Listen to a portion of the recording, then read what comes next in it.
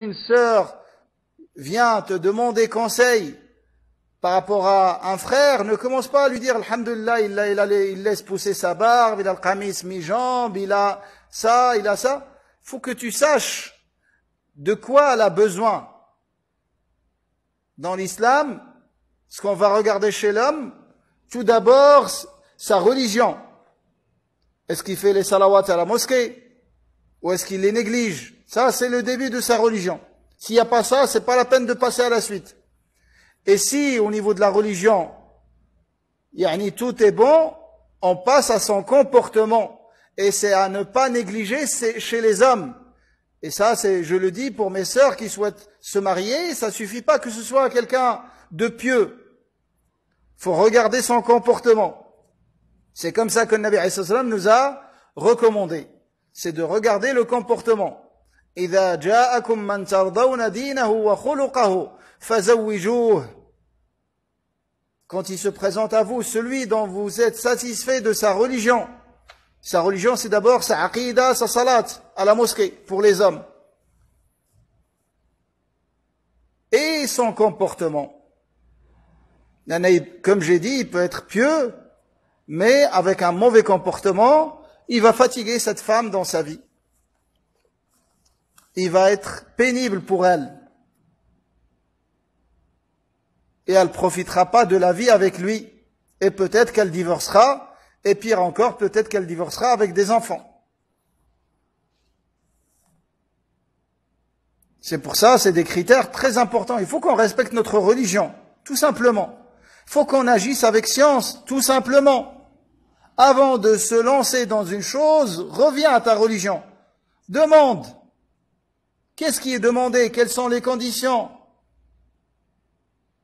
Et ça, c'est pas comme c'est pratiqué dans certaines sociétés, et surtout en Europe, où les sœurs ramènent des séries une liste de 100 questions à poser au frère, et elle lui pose à lui, en plus. Bien évidemment, si la femme lui plaît, il veut l'épouser, il va lui dire ce qu'elle veut écouter. On se renseigne avant le muqabala. Le muqabala, c'est une petite touche finale qui va confirmer ce qu'on a pu collecter comme information. Le muqabala, c'est pas là où on apprend à connaître la personne, que ce soit pour l'homme comme pour la femme.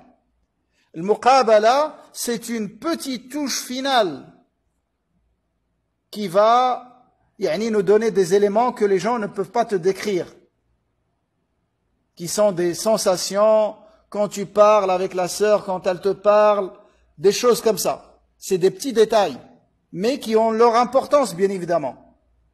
Mais le plus important, tu l'as eu avant le muqabala. Et pour les frères, je leur conseille de ne pas annoncer et demander le muqabala jusqu'à se renseigner. Et être apaisé que c'est cette sœur que je cherche. Comme ça, tu vas pas faire du mal à ta sœur, fillah. Tu te présentes et après tu la refuses, le deuxième, le troisième, le quatrième, après elle a des problèmes psychologiques. Car les femmes sont fragiles. Ne te présente que quand tu as tous les éléments qui te disent que c'est la femme que tu cherches. Là, demande une muqabala, justement pour cette petite touche finale. Et pour la sœur également. Elle se renseigne sur l'aqidah du frère, les chouyours qu'il écoute. Et pendant ces temps de fitan également, sur sa position dans les fitan. Et son comportement. Ça, elle pourra le savoir en envoyant son frère ou son père ou son tuteur dans le quartier du frère, il se renseigne sur lui. Si c'est dans les pays de l'islam, c'est très facile.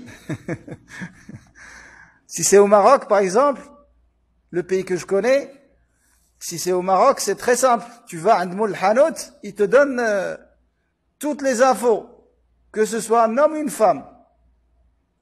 À quelle heure elle sort de chez elle, combien de temps elle reste dehors, quand est-ce qu'elle rentre à la maison, et pour l'homme aussi. Il te donne toutes les informations gratuitement.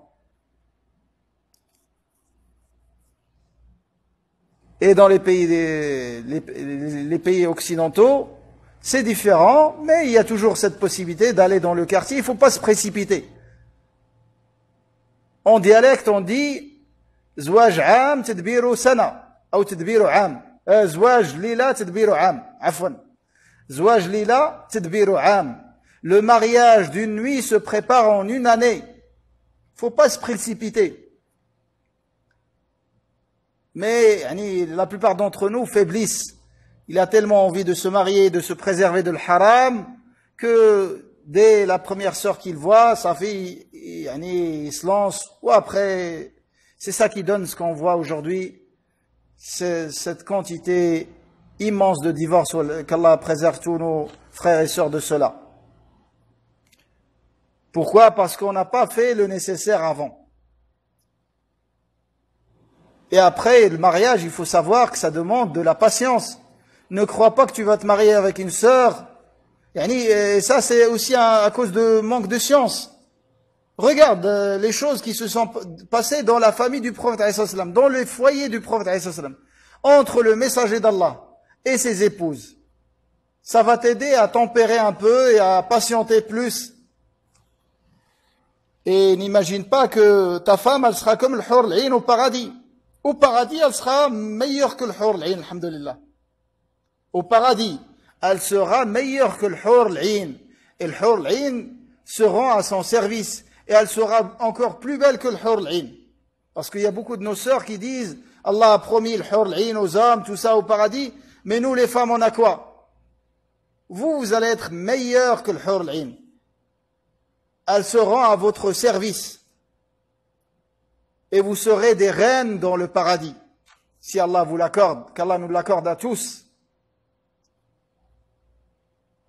Et Allah enlèvera de vos cœurs la jalousie. Et ces choses-là, elles disparaîtront, elles n'ont pas lieu dans le paradis.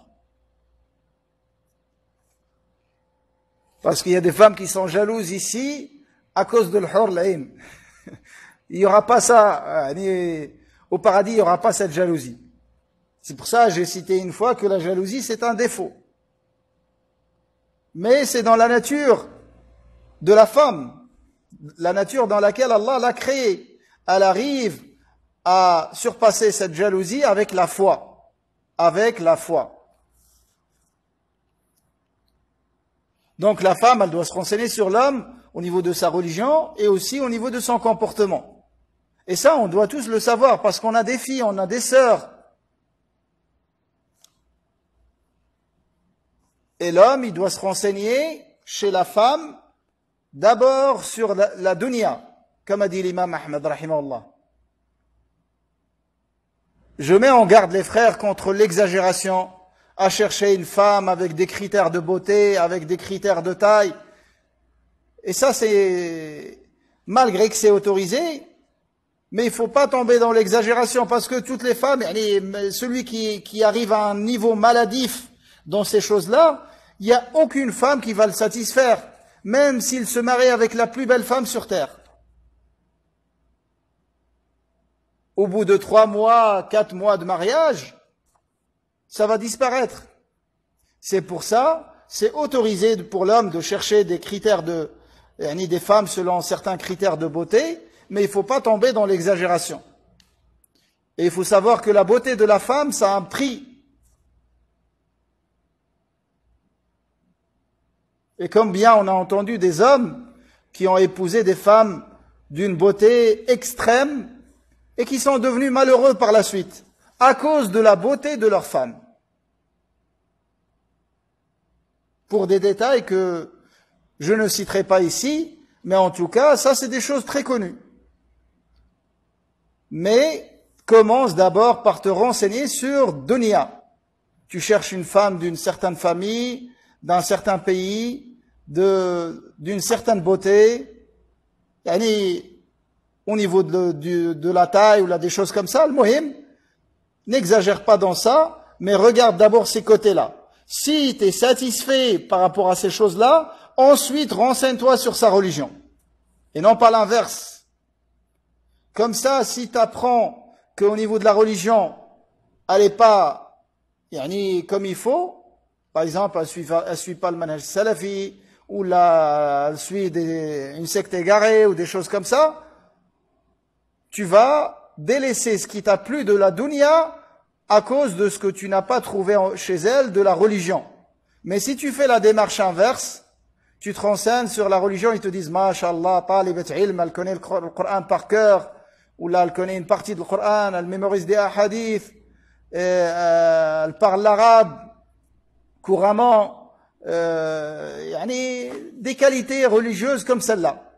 Masha'Allah, elle fait qiyam al-layl, elle jeûne le lundi, le jeudi, Allahumma barik. Et après, tu te renseignes sur dunya, et tu trouves qu'elle a quelque chose que toi, tu peux pas supporter. Au niveau de la beauté, au niveau du poids, ou là, quelque chose, yani. Et après, tu vas délaisser tout ce qui t'a plu de la religion à cause de dunya. C'est pour ça, la bonne démarche, c'est la première et non pas la deuxième que j'ai citée. Voilà, c'était une parenthèse qui est venue comme ça, yani, concernant ce sujet. Qu'Allah fasse que ce soit profitable, parce qu'on entend beaucoup de divorces et on entend beaucoup de problèmes dans les foyers, et en général parce que ces choses-là ne sont pas respectées.